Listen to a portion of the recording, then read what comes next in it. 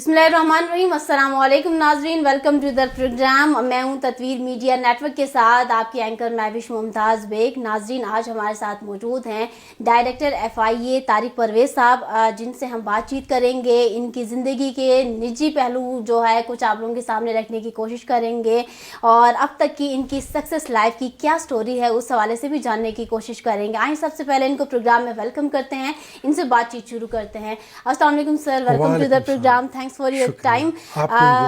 तारिक साहब, ये पहले तो बताइएगा बचपन कब कहाँ किन हालात में गुजरा, क्या यादें हैं? मैं एबटाबाद पैदाइश है मेरी। इब्तदाई तालीम भी मैंने एबटाबाद से हासिल की थी।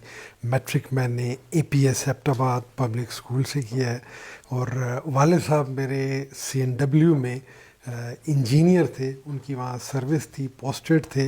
बेसिकली तो हम बिलोंग करते हैं डिस्ट्रिक्ट चारसदा से, तो चूँकि पोस्टिंग उनकी उधर थी तो इब्तदाई तालीम मेरी पैदाइश भी एबटाबाद की है। तो सर कितने बहन भाई हैं और अभी बच्चे कितने हो गए हैं, क्या कहेंगे? 3 भाई हैं हम और 2 बहनें हैं और मेरे 3 बेटे हैं और 1 बेटी है। चले माशाल्लाह, बच्चे भी अभी पढ़ रहे हैं? बच्चे पढ़ रहे हैं, बट बड़ा बेटा मेरा फुली फंडेड स्कॉलरशिप पे ऑस्ट्रेलिया गया था, कंप्लीट किया उसने एजुकेशन और अभी वहाँ पे वो सर्व कर रहा है एज इंजीनियर। दूसरा बेटा मेरा है वो IT में रिसेंटली उसने कंप्लीट की है इंजीनियरिंग और तीसरा बेटा मेरा BS कर रहा है और बेटी मेरी जो है अभी रिसेंटली उसने एडमिशन लिया है लॉ में। माशाल्लाह। तो ये बताइएगा कि बचपन की क्या कौन सी ऐसी याद है जिसको अभी तक नहीं भूले और कौन सा ऐसा लम्हा है जो कि हमेशा आपको याद रहता है? बचपन चूँकि वालिद साहब मेरे इंजीनियर थे तो वो बड़ी स्ट्रिक्ट सर्विलेंस रखते थे। सही। तो मतलब उनकी ही निगरानी में सारा एजुकेशन, सारा कैरियर जो है उसी से बिल्डअप हुआ। और इनिशियली ये था कि चूँकि स्कूल भी हमारा वो ब्रिटिश पैटर्न पे रन होता था और जो हमारे ज़्यादातर टीचर थे वो भी ब्रिटिश थे, जिनमें बड़े फेमस एक टीचर थे कैच पॉल।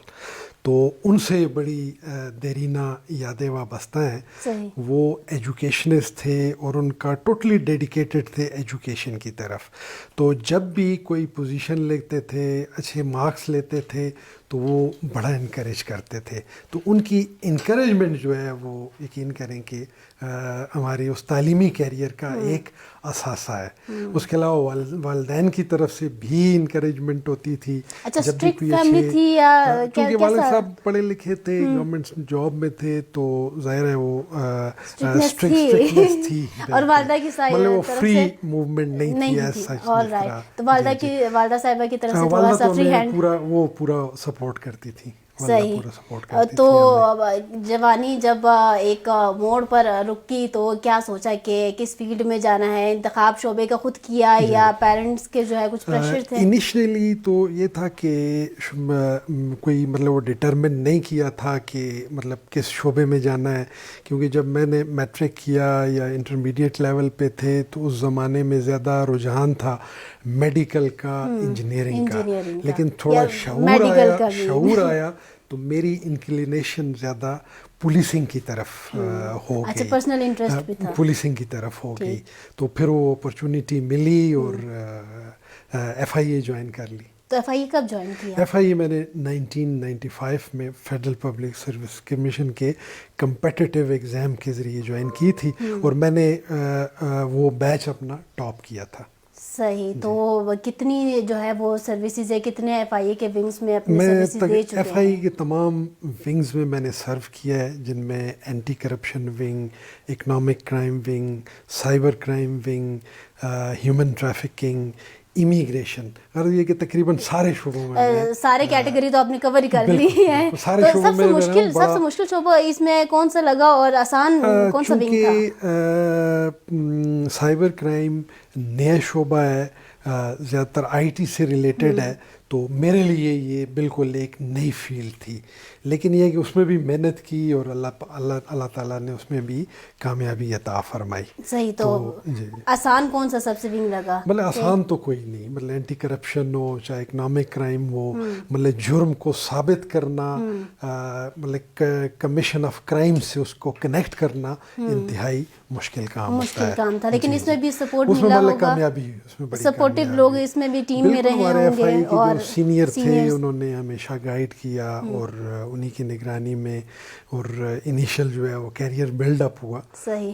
تو اگر میں آپ کی فیلڈ کی بات کروں تو ایف آئی اے میں کوئی بہترین دوست یا کوئی استاد ایسا رہا ہو جن کو ابھی تک آپ سمجھتے ہیں کہ بھائی بہت کچھ سیکھا ان سے؟ جی بشارت شہزاد صاحب ہیں ہمارے ایڈیشنل ڈائریکٹر جنرل ہیں، تو وہ ہمارے ایف آئی اے کیڈر سے ہی ہیں، تو بڑے پروفیشنل افسر ہیں، بڑا ایکسٹینسو ان کا ایکسپیرینس ہے، تو ان سے بڑا سیکھا ہے اپنے کیریئر کے دوران، ان سے بڑا سیکھا ہے. وہ ہمارے ڈائریکٹر رہے کے پی میں، پھر آج کل ہمارے ہیڈ کوارٹر میں ایڈیشنل ڈائریکٹر جنرل ہیں، تو ان سے بڑا کافی سیکھا ہے ان سے. چلیں یہ بہت اچھی بات ہے کہ اپنے سینئرز کو یا پھر ان قریبی دوستوں کو یاد رکھنا.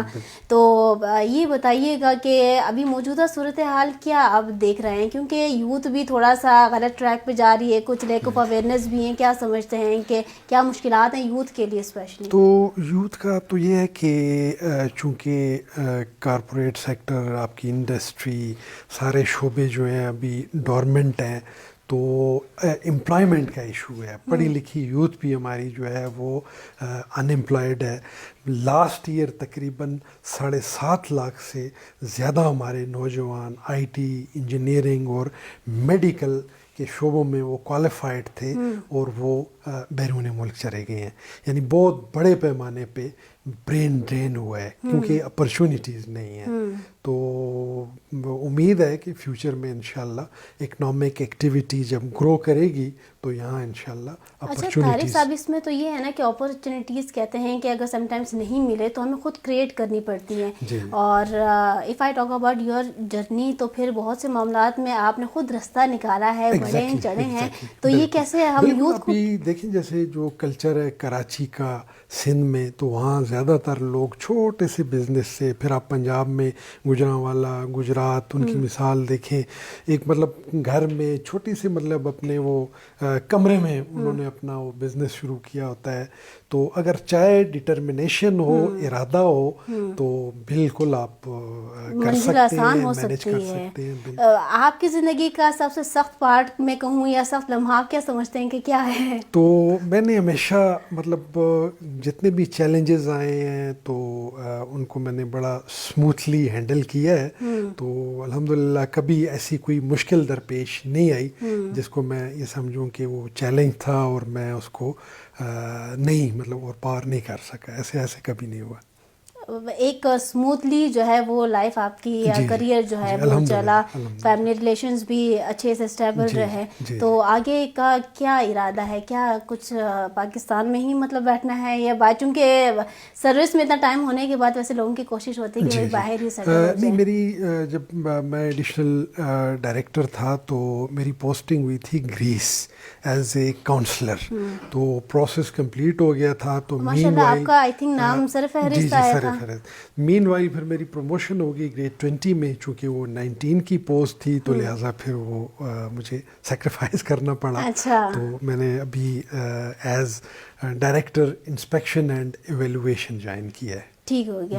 سر ادارے کے اوپر بھی تو کافی لوگ الزامات لگاتے ہیں کہ آپ کام نہیں کرتے، ریسورسز چلتے ہیں، اسپیشلی یوتھ بھی کچھ ایلیگیشنز میں آج کل زیادہ انوالو ہوئی ہے. کیا سمجھتے ہیں لیک آف اویئرنیس؟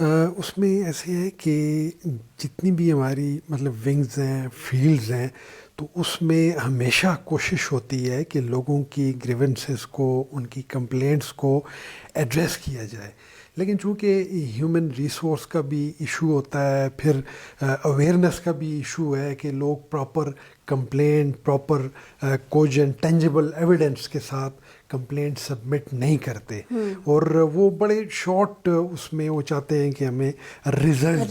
جیسے سائبر کرائم ہے، تو جتنے ہمارے سوشل میڈیا پلیٹ فارمز ہیں وہ سارے امریکن بیسڈ ہیں. ہمارا ان کے ساتھ کوئی میوچول لیگل اسسٹنس ٹریٹی نہیں ہے.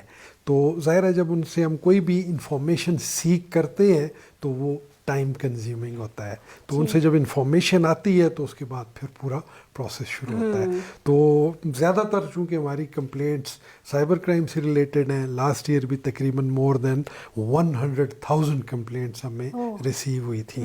तो ह्यूमन रिसोर्स भी हमारा इतना नहीं है, तो शायद उस हवाले से लोगों को थोड़ा सा शिकायतें करते हैं या बेसब्री में नादानी कर बैठते हैं, ये भी कह सकते हैं। अच्छा तारिक साहब, in the end of program मुझे ये बताइएगा, कहते हैं ना, कहावत भी है कि हर कामयाब मर्द के पीछे एक औरत का हाथ होता है। अगर मैं आपसे पूछूं कि आपके पीछे किसका हाथ है, इस कामयाबी का क्या तो राज उसमें है? मतलब बिल्कुल मतलब मेरी वालदा मतलब वाइफ तो बड़ी बहन है मेरी, तो उनकी मुकम्मल सपोर्ट और इनकरेजमेंट रही है, तो बिल्कुल मतलब वो पार्ट एंड पार्सल रही है मेरी मतलब वो कामयाबी का, और हर स्टेज पे उन्होंने साथ निभाया इनकरेज किया, और ये कहावत सच्ची है। बिल्कुल no doubt. Okay, in the end of program do you want to convey any message to youth, या जो हमारे व्यूअर्स इस वक्त हमारा अभी जितना यूथ है ज़्यादातर वो शॉर्टकट्स पे मतलब वो चाहता है कि मुझे इमीडिएटली कामयाबी मिल जाए। मतलब मेरी अपनी जो लाइफ है वो कंसिस्टेंट स्ट्रगल और काविश पे मतलब वो बेस्ड है। तो अगर फ़र्ज़ करें यूथ चाहते हैं कि कामयाबी हासिल हो तो उन्हें मुतवातर कंसिस्टेंटली मेहनत करनी है, शॉर्टकट पे नहीं जाना है, तो अल्लाह ताला फिर उस पे कामयाबी अता करता है। बिल्कुल ऐसे ही, कोई शक नहीं। Thank you so much Tariq साहब आपके टाइम का, और बहुत खुशी हुई आपके लाइफ के इन पहलू पे हमने बात की, जानने की कोशिश किया। और नाज़रीन, तारिक साहब ने जैसे कि लास्ट में कहा कि hard working is the key to success, तो जो हम शॉर्टकट्स की तरफ बढ़ते हैं और रातों रात कहते हैं कि या तो हम कामयाब हो जाएं या तो हम अमीर हो जाएं, बस सक्सेस किसी तरह हमारे मुक़द्दर बने, तो ऐसा नहीं होता। ये ऐसी शख्सियात हैं जिनकी ज़िंदगी से सबक मिलता है कि कैसे मेहनत और कैसे मुशक्क़त के साथ अपना नाम, अपना काम करना है। और एज आई ऑलवेज से कि nothing is impossible, everything is possible, just the word impossible is impossible, otherwise everything is possible. So just believe in your self, अच्छे काम करें अच्छी नीयत के साथ। इसी के साथ मुझे दीजिए इजाज़त, इंशाल्लाह नेक्स्ट प्रोग्राम में दोबारा हाजिर होंगे, तब तक के लिए अल्लाह हाफिज़। तालीम से दूरी की अंदरूनी वजूहात से लेकर आला तालीम के हुसूल तक, घर की चार दीवारी से लेकर दुनिया के बदलते हालात तक, अवामी मसाइल से लेकर दुनिया के खूबसूरत सयाहती मकामात तक, अंधेर नगरी से लेकर इंसाफ की फराहमी तक, हर खबर से बाखबर रहने के लिए देखते रहिए तत्वीर मीडिया। हम बनेंगे आपकी आवाज।